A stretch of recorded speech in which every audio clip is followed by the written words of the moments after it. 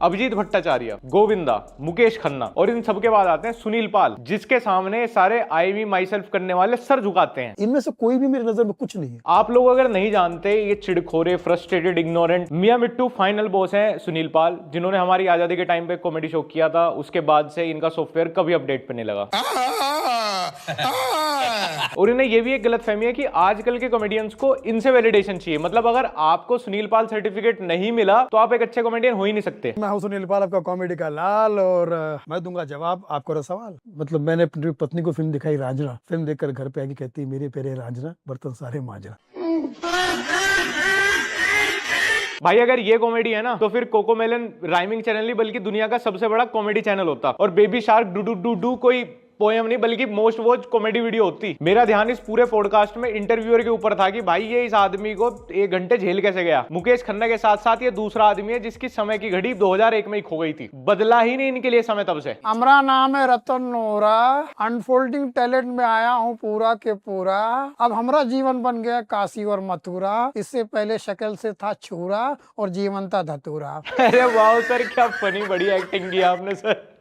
जब जब मैं आपका काम देखता हूं ना उसके बाद मुझे टाइगर श्रॉफ भी टैलेंटेड लगता है। उसका हर एक काम नया और फ्रेश दिखता है मुझे चिंता यह है कि सुनील पाल इतने पुराने जमाने में जी रहा है, इसको अगर पता लग गया ना इंटरनेट आ चुका है, वो भी 5G, ये शौक में मर जाएगा। सुनील पाल इतना पुराना आदमी है कि अपने शोज की बुकिंग भी पेजर पे लेता होगा। सुनील सर, आपने अपनी वीडियो से पहले एक वार्निंग डाल दिया करो, ओनली 90+। सुनील भाई, आज की जो जनरेशन है ना, उनको नहीं पता है कि आपने अपने जमाने में क्या क्या लेजेंडरी काम कर रखा है। सही बात। कर रखे होते तो पता होते ना। अपने जमाने में भी साधारण कॉमेडियन ही थे, बस उस टाइम लोगों को थोड़ी नॉलेज कम थी इन सब कामों की, तो ये अंधा में काना राजा बना फिर रहा था। और आजकल ये हर एक कामयाब और टैलेंटेड कॉमेडियन से जलन खाने का काम करते हैं। इसमें लेजेंडरी क्या है? लेजेंड तो नहीं, पर ये उससे मिलता जुलता जरूर कुछ है। 4 शब्द राइम करने से भाई कुछ फनी नहीं हो जाता। अगर राइमिंग ही फनी हुआ करती तो जॉन एलिया दुनिया का सबसे बड़ा स्टैंड अप कॉमेडियन रह चुका होता। अब तुम्हें लग रहा होगा कि चलो यार कोई आदमी पुराने जमाने में जी रहा है तो उसमें दिक्कत किसी को कुछ नहीं है। सुनील पाल को ही सबसे ज्यादा है। ये कह रहा है मैं तो पुराने जमाने में हुई, तुम लोग क्यों नहीं पीछे आ जा रहे, तुम क्यों डिवोल्व नहीं होते, भाई तुम भी मेरे ही जमाने में आ जाओ। ये एकदम वो किसी भी फैमिली फंक्शन में एक सोल्टी अंकल नहीं घूमता रहता, वो हर किसी से जलनखोरी की। अच्छा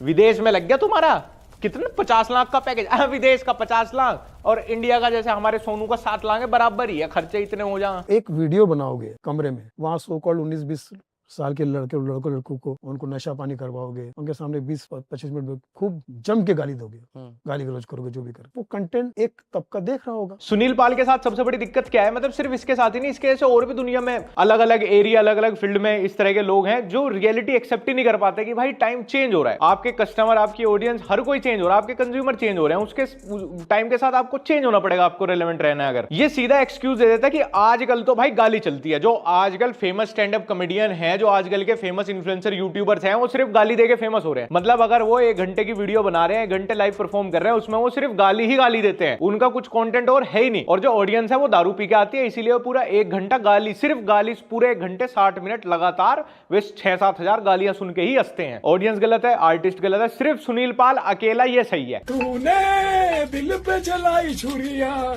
ऐसी कैसी मजबूरिया, दिमाग की तली पूरिया। सुनील जी जो एकदम फ्रेश, नई, तरोताजा राइमिंग वाली फैमिली फ्रेंडली कॉमेडी करते हैं, जो इनको कॉमेडी लगती है, उसको कोई नहीं देखता क्योंकि वो कॉमेडी में पोटेंशियल बहुत है, लेकिन इनके सब्सक्राइबर्स और लाइक्स रोक दिए गए हैं। सो कॉल्ड लोगों को ये करके मेरा YouTube चैनल, फला चैनल मेरा सब बंद करवा दिए इन लोगों ने, या रुकवा दिए। क्या बात कर रहे हैं? हाँ, स्ट्राइक मार के ये करके इन लोगों के जो नशेड़ी गजरी जो उनके दर्शक होते हैं। बड़े आदमी की इज्जत करने का कॉन्सेप्ट वहां से आया था कि भाई जो बड़ा बुजुर्ग आदमी होता है ना, जिसको एक्सपीरियंस होता है, उसके पास विजडम होती है, वो सच बोलता है। लेकिन ये सुनील पाल इतना बड़ा झूठा है, इसकी उम्र की भी भाई कोई क्या ही शर्म करे, ये इतना बड़ा झूठा है। पिछले 7-8 साल से हर हफ्ते वीडियो डाल रहा है, इसने 2000 वीडियोस अपलोड कर चुका है, लेकिन इसको व्यूज नहीं आते क्योंकि उनकी ऑडियो क्वालिटी भी खराब है, वीडियो क्वालिटी भी खराब है, ऊपर से कंटेंट उसमें वही है हड़प्पा सिविलाइजेशन वाला, तो उसको कोई देखना नहीं चाहता। तो बहाने मार रहा है कि मेरे सब्सक्राइबर रोक दिए गए हैं। रुकवा क्या दिया किसी ने? यूट्यूब में क्या ट्यूबवेल था मैं सब्सक्राइबर की, तेरे वाले की मोटर बंद कर दी किसी ने, तेरे वाले से सब्सक्राइबर टपक ही नहीं रहे। ये और एक वो तारक मेहता का उल्टा चश्मा वाली वो टप्पू सेना, ये दोनों ही बड़े नहीं होके दे रहे भाई। मुझे सच में शुरू में लगा कि ये कोई रिवर्स सरकाज़म होगा कि ये जानबूझ के इस तरह का क्रिंज रैप गा रहा है, पर फिर मैं थोड़ा डीप घुसा उसमें तो पता चला कि ये इसका नया सेट है जो आजकल ये सोनपुर मेले में परफॉर्म करता है। सच में सुनील जी, आपके सामने सोनपुर मेले में पक्का ही कोई नहीं टिक पाएगा, क्योंकि तुमने सोनपुर की जनता को 2 दशक पीछे ही पकड़ा हुआ है। ये इतने पीछे रुका हुआ है, इतने पीछे रुका हुआ है, इसके लिए कोरोना भी अभी 15-20 साल बाद आएगा। जितने स्लो और आउटडेटेड सुनील जी आप चल रहे हो, आपके यहाँ तो अभी भी कांग्रेस का ही कोई प्रधानमंत्री होगा। खैर दोस्तों, आज की वीडियो में इतना ही। इससे ज्यादा तो मैं क्या ही बोलूं। हाँ, बहुत टाइम से इस चीज को लेकर बार बार इंटरव्यू आते थे सुनील जी के, तो मैंने फाइनली सोचा कि एक डेडिकेटेड रोस्ट बना देते हैं। And all thanks to digital commentary channel, जिन्होंने हमें परमिशन दी उनके पॉडकास्ट को यूज करने के लिए। तो अगर तुम्हें पूरा क्रिंज पॉडकास्ट देखना है, अगर तुम्हें इंटरव्यूअर की